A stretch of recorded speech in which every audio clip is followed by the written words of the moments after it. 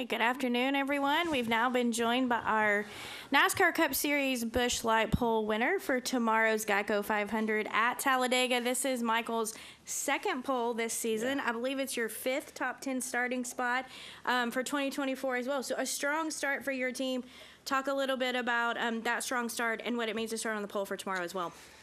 Yeah, it's great. I mean, for us at front row, when we went to Daytona and sat on the front row, we're like, hey, we got something here. And kind of backed that up in Atlanta with getting the pole. And I think we all felt that pressure, knowing that we were so strong at Atlanta and Daytona to come here at Talladega and try to repeat and have a really good starting spot. And the guys put a lot of energy and effort into all the little extra details that it takes on these super speedways to get that speed. So excited for tomorrow. Feel really good about what we've been able to do this year with our super speedway program, not just with speed but racing wells.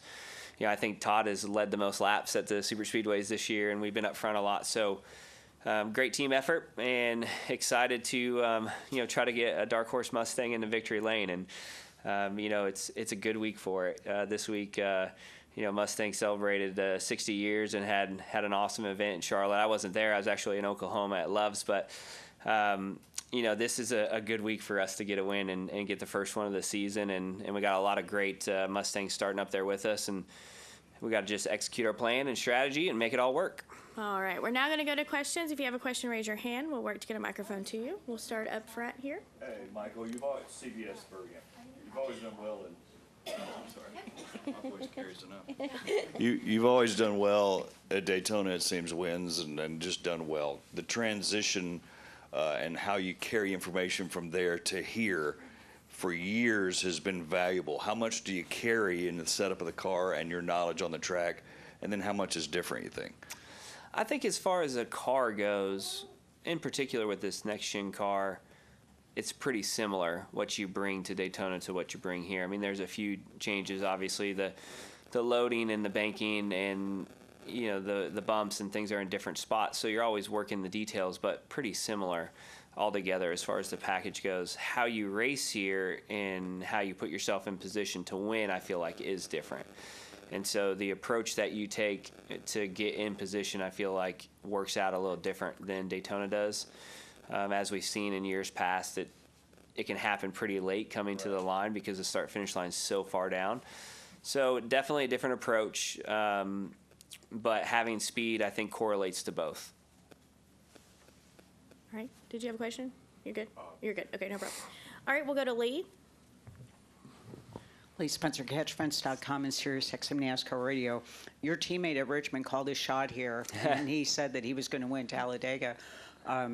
You think, knowing how the kind of speed you have in your cars, I know you'll be fighting him to the finish, but does he have a shot here?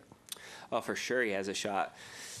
I think that Todd's done a really good job this year, and they haven't got the results that show their speed and just the level of maturity that he's shown at these races. And Atlanta, I feel like we probably had the two best cars, and unfortunately, it just didn't work out. He got, tied up in that accident late and got damaged, and then I had that pit road incident. And, at Daytona, he led a lot of laps, right? And so I do feel like we're in a good spot to go challenge for a win, and I'm glad that he's confident and optimistic about winning the race. And to be honest with you, I'm going to do everything I can to help that happen. And I know he'll do the same. How that all plays out, is difficult, but we know the importance and what it means, to win a race for Front Row Motorsports and what it means to get a car into the playoffs. And so we've worked hard the last, really 2 years to work on what we can do together to be better. And I feel like, Brad and Chris sort of set that standard last year, and you saw how valuable it was. And so we sort of had to change the approach of how we were doing it. We were probably being a little bit too selfish, and now we kind of understand where the value is in working together. And we've always worked together. It's never been, him versus me. I mean, we've never had that atmosphere at front row, but it's always been, hey, my line was going. I'm not necessarily jumping down in your line if mine's going, and now we're more team effort of making those moves and trying to do it strategically together. Yeah. All right, Steve, go ahead. Steve Conley, the podium finish. Michael, you qualifying, obviously the speed is there, especially for the speedways.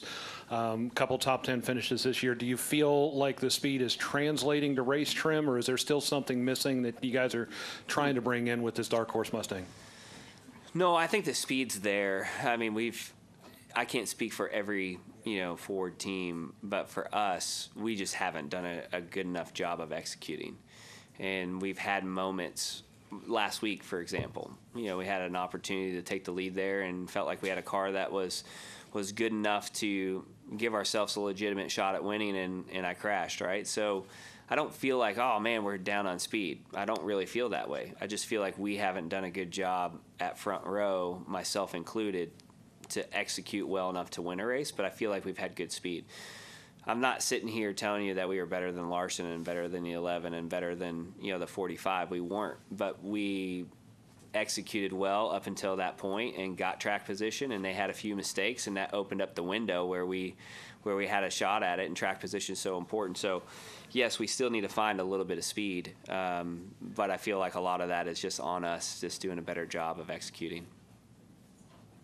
All right, we're going to go ahead. This is Tracy France with Tab Media. I know you're involved in MRO. Tell me some about it and why it's important to you.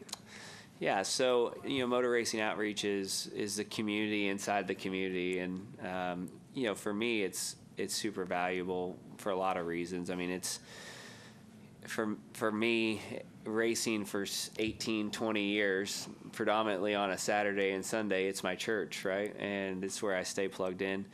And more importantly, it's where my family is hanging out and spending time and doing community together. And you guys know I have like 400 kids, I think Jamie McMurray said on Race Hub one time.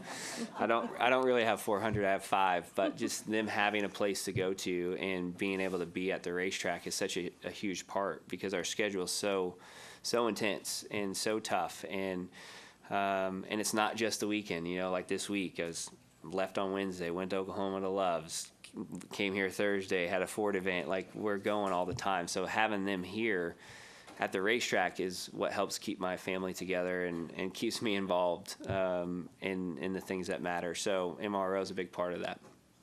Yep. All right, we're going to take one more question behind us. There you go. Yeah, kind of going along those lines, for anyone new to NASCAR or those that don't know much about you, can you explain your door signature? With the cross, yeah, that's just something that early on, it really came from David Rudiman. When I was at MWR, David Rudiman was my teammate, and he always had it over his name, and I thought, oh, that's cool. That's kind of a cool way to show your faith, but also connect with fans, and so I got it from him. Really, that's where it came from, and obviously he's not racing anymore, but and I think he got it. Don't hold me to this, but I think he got it from Joe Nemechek.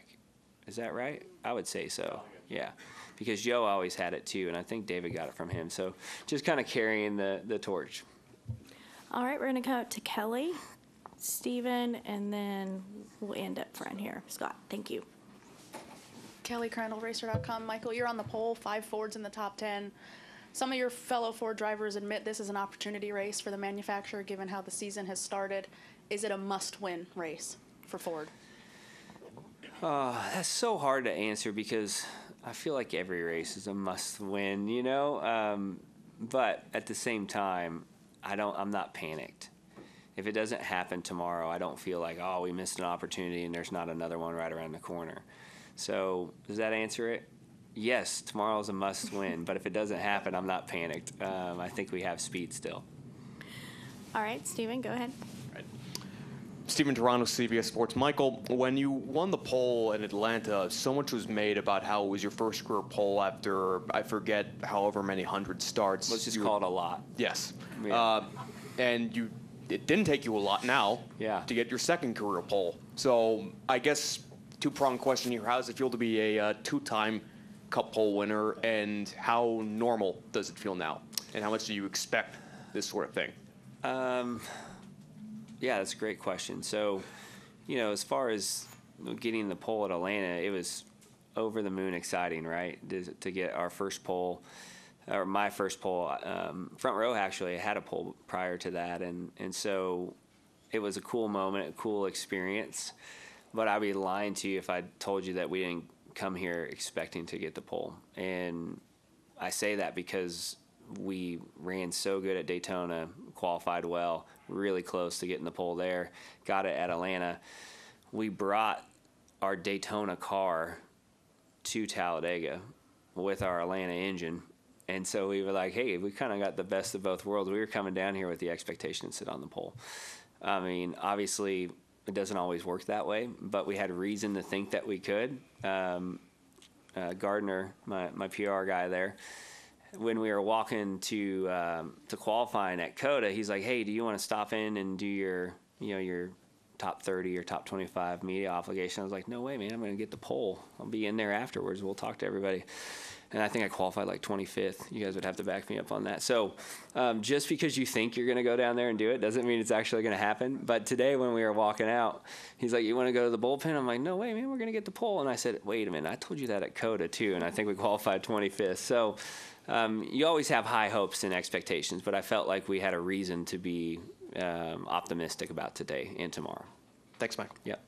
All right, and we'll go to Scott up here up front. Scott Griffin, CBS in Birmingham. I've covered enough of these things. You don't win this race on lap 43, right? No. I mean, so it was 188. So patience, and just talk about patience to win this race and do well at Talladega, balanced with you are on the front row, and Yeah. you got to go 2 or 3 hours of that. So just that balance there. I think it's changed over the years. There's been some guys in the last 2 years that maybe have been able to cycle to the front at the end when it counts. But the style of racing, and as good as everybody is at executing, you don't really ride around anymore and stay out of the trouble. There's times where high intensity and everybody's getting a little crazy and you feel that and you're like, I'll probably not stuff it 3 wide. But at no point do you want to lose track position. And that's what's really changed over the last couple of years, especially with this next-gen car. It is hard to go from the back to the front. And so if you are safely in the top 5 or 8, you really want to stay there. And a lot of times you have to actually drive and fight really hard all day long to stay there. So yes and no. I think you don't want to be the guy that's making big, bold moves that is putting everybody in a compromising position. But you have to fight hard to keep your track position because there's no guarantee that you're going to get it back. And I think that last year I probably did a bad job of that. I ended up cycling to about 16th or 17th with 12 laps to go. And I'm like, I'm not going to wedge myself up there. I know there's going to be at least 1 or 2 big crashes before the end of this. There's no sense of being in it. And they never came. And I finished 17th or 18th. And you look back at that and you're like, oh, man, I should have been aggressive and I should have wedged myself up in there. So sometimes that old school mentality, the Ryan Newman, Denny Hamlin, Martin Truex Jr., stay out of the trouble, be in the back and surge to the front when it counts. It's just harder to do now, and so you see guys like even Martin and Denny race hard all day long and be up front because it matters that much. All right, Michael, congratulations again. Appreciate it. Thanks Thank for you, spending guys. time with us.